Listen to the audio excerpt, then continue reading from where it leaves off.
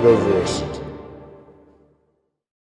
Greetings, I'm Shad, and a live-action adaptation TV series of Wheel of Time has just recently been released on Amazon. Now, as a massive Wheel of Time fan, in fact, I've had the entire book series displayed on my shelf for years, I've been very interested and hesitant, excited for this live-action adaptation. And many of you, my fans, are interested in hearing my thoughts on the show thus far. Well, in fact, I'm going to be doing an episode-by-episode breakdown on my other channel, Night's Watch. Really in-depth discussing everything, but also getting some other perspectives from people who are not so familiar with the book to get their impressions as well from my other Knights, Oz and Nathan. So if you want to get an in-depth review and discussion, go check out Night's Watch right there. I was thinking of doing like a solo review on Shadowversed, but we covered everything and it was great getting their perspective. What I'm doing here, as you've probably been able to tell from the title, so of course I want to talk about some of the weapons that we saw, and only the first 3 episodes have been released, but 2 very important weapons have been shown. More specifically, I'm going to be focusing on one, and that is the Heron Mark sword that is first owned by Tam Althor and then given to the character Rand. This is a very important and iconic sword. It actually is related to certain prophecies that maybe will come up in the show, but are certainly in the book. I have complex feelings about the show. There are some things I liked, of course, but there are things that I dislike as well. And I've been trying to look at it in 2 perspectives. One, I can't separate myself as a fan of the book. And any change from the book is hard to gauge objectively. Usually I dislike it. I love the book so much. I have the images in my head of how they looked and described in the book. And that's of course what I would have wanted. I wanted it as accurate to the book as possible because I want to see and feel like this is the Wheel of Time, be immersed in this world. And so when they change things from the book without a good reason, that bothers me.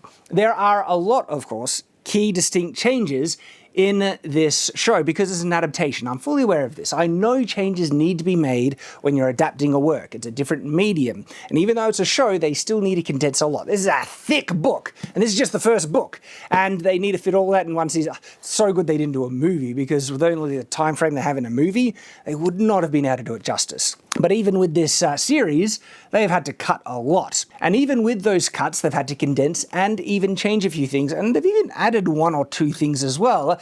And if you wanted to hear, again, my in-depth thoughts on all these changes, differences and stuff, Night's Watch. There's where all those in-depth thoughts and views are. Again, this is the discussion on the sword, but it's related because the sword in the show is significantly different from the sword as described in the book, which is a big letdown. I don't mind changes, especially if they're improvements. And yes, I do believe there are some things that possibly can improve a work, especially when you're dealing with a different medium, you have different opportunities. Now, in my review, again, it used to be Game Nights, by the way, and it's been rebranded Night's Watch, mainly for algorithm detection, stuff like that, and we end up watching more than we play games, so we are playing games. Anyway, in my review over on Night's Watch of the TV show Invincible, big fan of the comic book, there was some interesting changes, and some of the changes I honestly believe were better. It enhanced and improved it.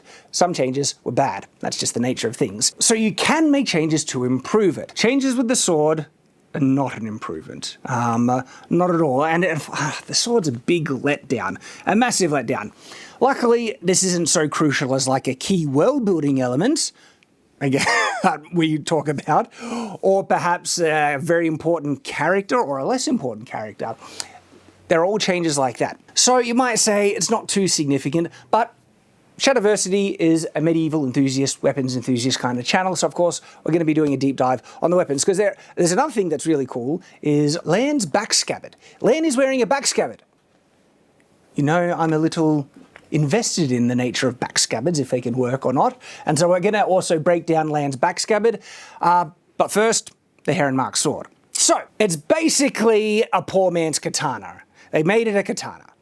Here it is. Now, I do like katanas. Just because I have criticized them, people think I hate them. No, because I've also praised them a lot. Have a look at my video, main big katana myths debunked thing. There are specific points of praise for the katana, okay? It's actually a beautiful sword. This one doesn't have the charm of a traditional katana, and they shouldn't have made it a traditional one because it's a fantasy world. So I'm glad that that doesn't have the diamond pattern cord wrap on it. So there's one small redeeming feature, but the blade looks very plain. It's not nicely polished, where the Heron Mark sword is supposed to be pristine, and I'll read the description of the Heron Mark sword from the book and how it differs. But just looking at it objectively separate from the book, it's a bad-looking katana. The hilt isn't anything special, the handle, the discard, the blade. I mean, katanas, you might think there's not much room to do on the blade. This should not be like a differentially hardened with the hammer and line katana. No, it's not made that way. I'm glad they didn't do that. But katanas can have things that bling up the blade a bit, like having a fuller on the blade, having really distinct lines, make it really shine and stuff. There's none of that there. It's really small. Now, katanas are actually they're small for being a two-handed sword. So here is one of my katanas, and I own several because, like I mentioned, it's a beautiful sword, and this one is actually like a very authentically differentially hardened one with a hammer line. It's pretty blunt though, but I made it for, oh, well, I didn't make it, I got it for demonstrative purposes. But have a look at the length in comparison to a standard arming sword. Now, these are looking at standards, okay, the averages, but this arming sword is even longer than this katana, okay? So the katana is actually a particularly short sword for being a two-handed sword. Now, of course, there are longer katana-like swords, tashi, ho-katanas, things like that, but on average, quite short. And I think they were going off standard sizes with the Heron Mark sword because it's puny for a two-handed sword. And I never got that impression from the book. In the book, it was like a dedicated two-handed sword that was curved, and the only connection of it being truly Asiatic in style was it being single-edged. And no, not even that, because to the average person understands, okay? They associate single-edged curved swords with Asian swords, especially katanas and things. And so that's why people have, associated the Heron Mark sword with katana from the get-go. There is a connection to establish why it could have a more katana-like blade. The hilt and crossguard is not katana-like at all, and I'll talk about that in descriptions, but that is the connection with Lan's sword. Now, Lan is from Malkier. It's no real spoilers, his background, but Malkier isn't around. I won't say what happens to it. But he's a Borderlander. And so the actual Borderland kingdoms, which are not Malkier, they're different, but they have a very strong cultural kind of symmetry in terms of their appearance.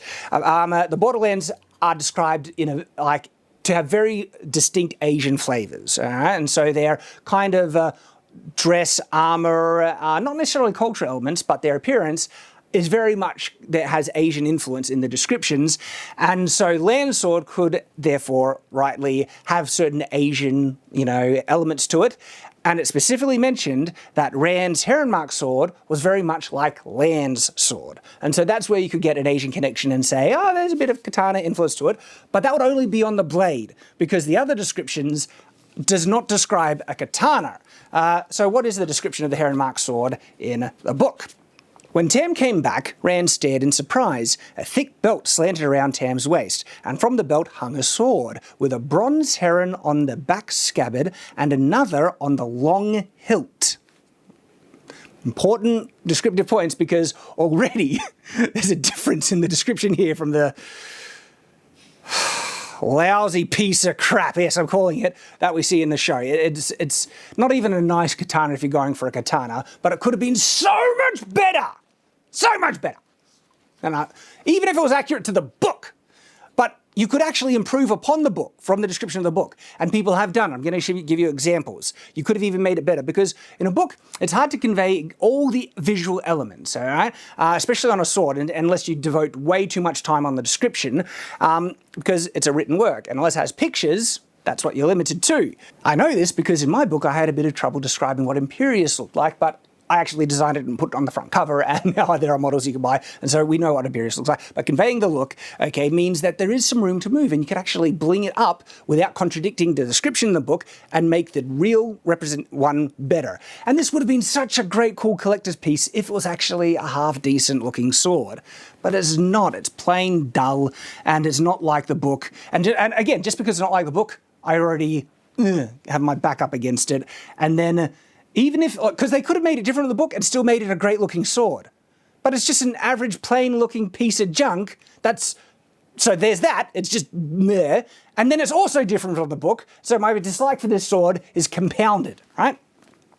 Okay, so it had a heron on the back scabbard and another on the long hilt. That's the handle, okay? Long handle. So it's a two-handed sword. It has a long handle, referred to as a hilt, but we know it's on the handle, like there's a heron on the handle because it comes up in the story and something important happens in relation to prophecy about where that heron is. Yes, it's actually related to the prophecy, right?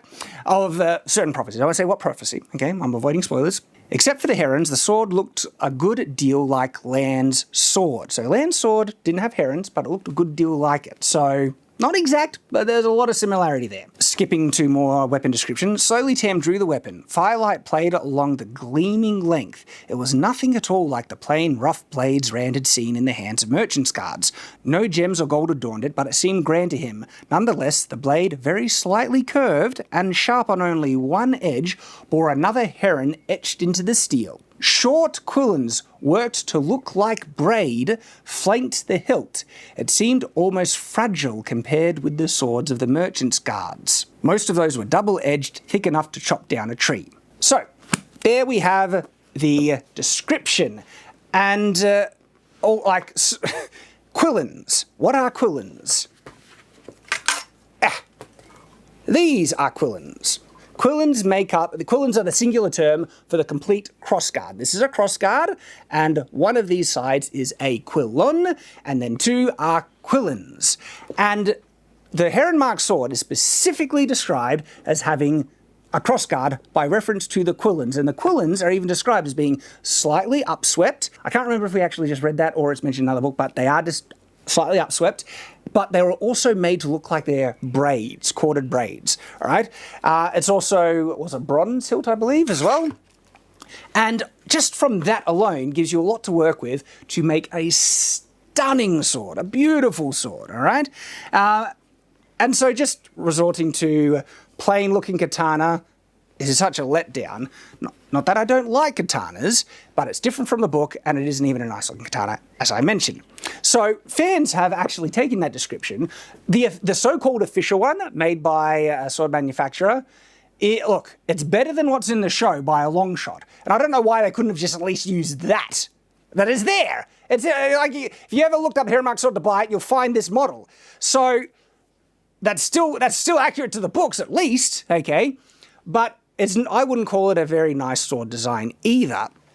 Because compare this design with ones that fans have actually made and where they are true to the book description, but they understand effective sword design, like actual historical basis, and then they make something glorious. Have a look at this. Just have a look at how stunning this design is. And I think it's not bronze, so if you made it bronze, that would be more accurate. The crossguard, if it made to look like cord, more accurate again. But quillons, slightly upswept, and the position of the heron. Okay, I don't know how they could get this wrong, right? In the show, the heron is on the ricasso, or not, but it's just on like right here. I think it's the habaki part of the blade, if I'm using the Japanese terminology. There's supposed to be a heron etched onto the blade, and herons on the handle. Really important, the herons being on the handle, because it's related to the certain prophecies, all right? It's important stuff. But there's no herons on the handle either in the show version. But look at this fan-made one. Got the herons on the handle, got it etched on the blade. Those are the really important parts. And look at how just beautiful this blade shape is, all right? This is actually a two-handed medieval style falchion, and yes, I think this one is a falchion because it does, by the look of it, doesn't have a full tang. If it had a full tang on the handle, it would be a two-handed mess-up, but I actually think this is more closer to a two-handed falchion. That's what we could have gotten. How glorious and iconic would that sword be? Now, I think it's just an average sword at the moment. We're only 3 episodes in, but no, this sword is important. It's even related to certain prophecies. Not related, I'm not saying who, but that's important, okay? The type of sword is also really important. There's more to this sword. I won't reveal because of spoilers, but there's more to this sword than just being an average sword. And the herons on it are important, and the herons are in the wrong place, and it's just sad. And it's, again, the size, okay? This is supposed to be a more dedicated two-handed weapon. But because they went with the average size of a katana, if you're really looking at, katanas were used in battle, but if you want to look at a more battlefield-styled katana, you'd be looking at a tashi or an o-katana or something like that, with a bigger blade. They existed. And so, the Heron Mark sword was always a nice big two-handed sword, really great to use. It was like a fencing master's sword. It's meant to be really good. But not only do we get one that is not accurate to the books, we get one that is objectively worse than the description of the books. When you could have made one that was accurate to the book, like this, which is just the average one, or you could have made one that was just gorgeous. Gorgeous! There are other criticisms I have with certain designs and depictions and everything. I really don't like what they did with the white cloaks, in what they're wearing. The white cloaks were from memory, description, they were wearing white surcoats over burnished mail. And they were a military order. Now they look like monks or, some monastic kind of religious fanatical order and stuff. And I'm not saying they weren't necessarily fanatical, but they don't look like a military order at all. And there are weird things for, ornamentation, like there's one pauldron. And people have done impractical things for adornment. Of course, I'm not saying they haven't. But because the white cloaks are supposed to be so militaristic, because I really did like that a lot of the Two Rivers people were wearing wool-based clothing, especially when the clothing that they're wearing when traveling. So it's not all a lost cause. Some of the clothing are really good. I loved how they designed the Two Rivers village itself, the architecture, all that, beautiful.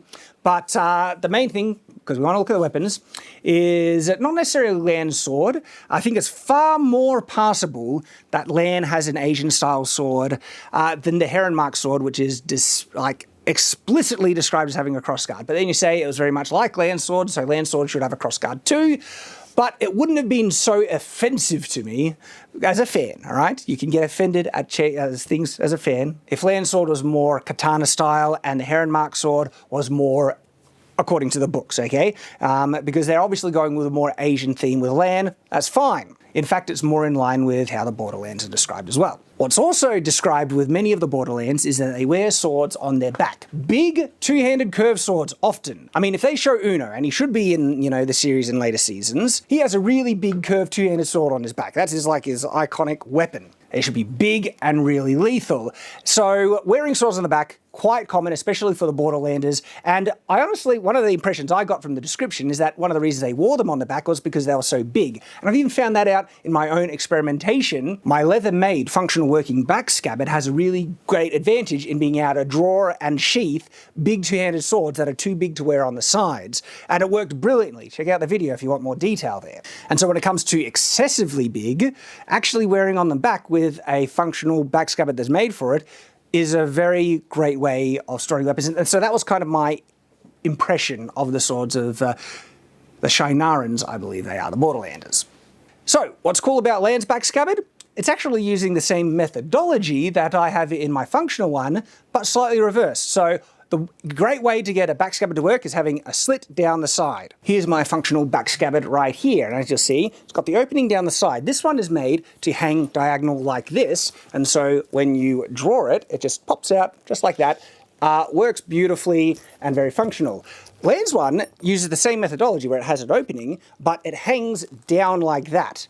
Very interesting. One of the obvious possible flaws about having the slit on the downside hanging thing is that the sword could fall out that way, but they have an interesting little feature to prevent it. The sword is hanging in the scabbard, like so, with an opening down this side, and to prevent it from falling out, there's a little knob, kind of hook, that sticks up, that actually goes through the discard. The discard has kind of like it's got two kind of curving things, which is, I think, made to kind of reflect the symbol of the one power, which is essentially a yin-yang symbol. And I think that's what they're going with there. And so that one of those curves hooks around the little knob, which holds the sword in place and prevent it from falling down. I'm not sure how secure that is, but you'll definitely be able to draw the sword up and then it would just slide down that way and you could get it out. And so good. Like, this is a good thing, because so often whenever we see backscabbers in media, they just do the dumb editing thing where the sword essentially just clips out or they fake it, or they realize you can't get the sword out and they have to draw it in a really dumb way. In the Last Kingdom TV show, guy's wearing a backscabbard. That one's more unforgivable because it's in a historical setting, okay? But he draws it, he can't get it out, and he does it just really quickly trying to be cool about it, but he draws it, can't get it out, then grabs the sword by the blade and pulls it out that way. So, at least they're not doing something like that, and they actually have it functional, working. I don't know how secure it'll be, but at least they have a functional backscabbard for someone wearing a sword on the back. Thumbs up, I like it. So there we go, this has been kind of my review on the weapon, some of the outfits, everything, but of course the deep dive on the Heron Mark sword. And unfortunately, it is a letdown. But hopefully we'll get to see some other cool weapons in the show, because there are some really cool, especially cool fantasy ones, that are going to be coming out later, like Kalendor. Whoa, I can't wait to see Kalendor. Also, Matt's weapon he gets in the future. We didn't see Perrin's Half Moon Axe. He gets that at the very beginning. And that's got important things as well going down later, but maybe we'll get it somewhere else. So very interesting. Hope there will be better designs in the future. We will see. I hope to see you there if I end up reviewing any of them. But if you're interested in my deeper thoughts and full review on Wheel of Time Episode 1, and I'm going to be doing an episode-by-episode breakdown and full review over on Night's Watch. I hope to see you there. So until that time, farewell.